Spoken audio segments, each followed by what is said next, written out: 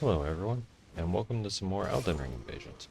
Today, in the spirit of Halloween, I'm dressing up.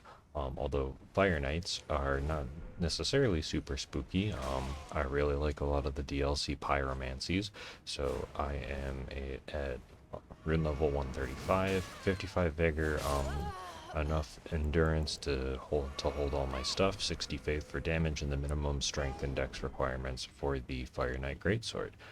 In this first invasion that I'm showcasing here, I actually ended up in a fight club, and I am fighting the glass cannon Milady build. I'm assuming probably dex because they're going for the stance heavy attack boost. But there's just a lot of variability in the Fire Knight stuff, and the extra hyper armor from Colossal Swords on one-handed is still really nice. And there I just have the mix-up because I have the Fire Knight short sword as a dagger on soft swap. As you can see, they have a ton of damage output potential, but here I have the mix-up with the giant fireball. And I think I kind of just like double read, so like I go for the immediate jumping heavy and get them. But GG, and that was a nice fight club.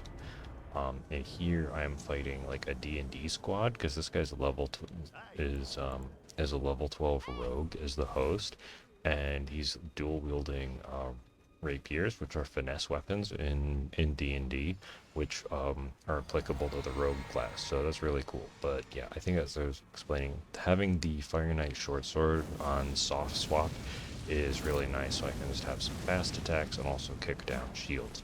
And Flame Skewer has been doing work in terms of Ashes of War. Although Giant's Flame Take Thee is not, well, it just isn't a Fire Knight spell. I gave myself a few extra pyromancies and some healing just for quality of life while fitting with the theme. And I'm using the Winged Serpent Helmet, which boosts the Fire Knight Ashes of War. As you can see here, I have no idea where I am within this within this jail, and basically I was trying to run around to see if there were any enemies that might be able to help me. However, there were not, but I was able to use the heavy attack to just finish off the Phantom and turn this into a 1v1. Now, unfortunately, there's a bit of latency, so it's going to be harder to fight this guy.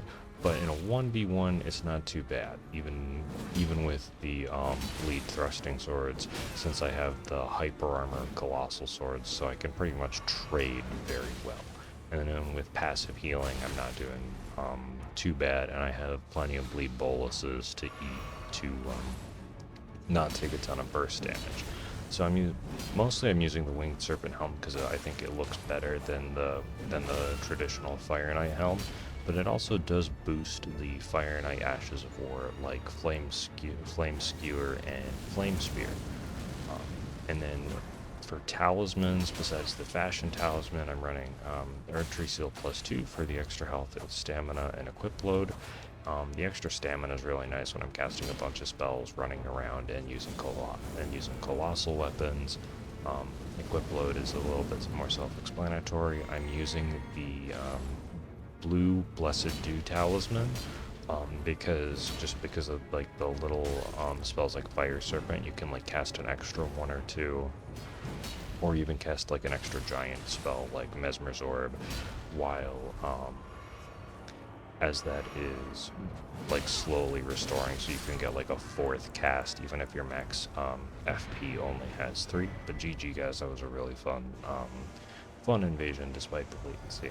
And then the last talisman is the robustness, the DLC robustness increasing one to increase my bleed and frost resist.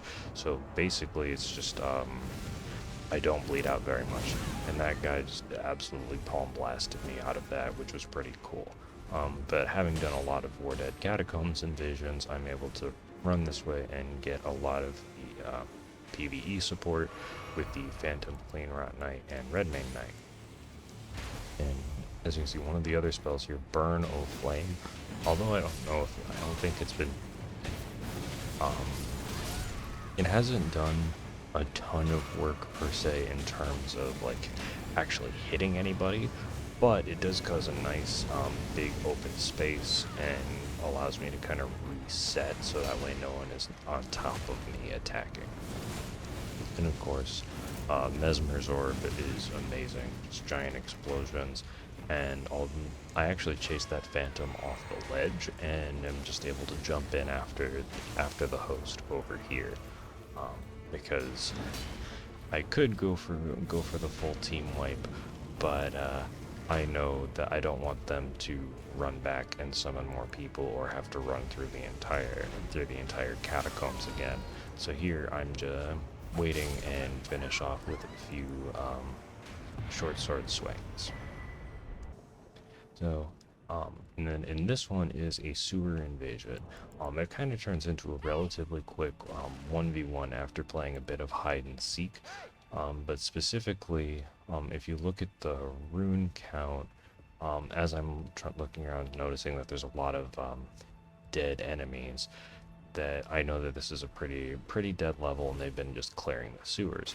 However, since their phantom died, and I am pretty confident in just walking up and saying hello and not getting completely blended. And one of the and this invasion also showcases one of the other things on why I love Giant Flame Take Thee, and that is because it can be used to knock people off ledges from a distance, and I think that's absolutely hilarious and very useful, even despite missing the plunging attack. So I hope you enjoyed the cosplay invasions, and have a happy Halloween season. Have an awesome day, and I'll catch you in the next video. See ya!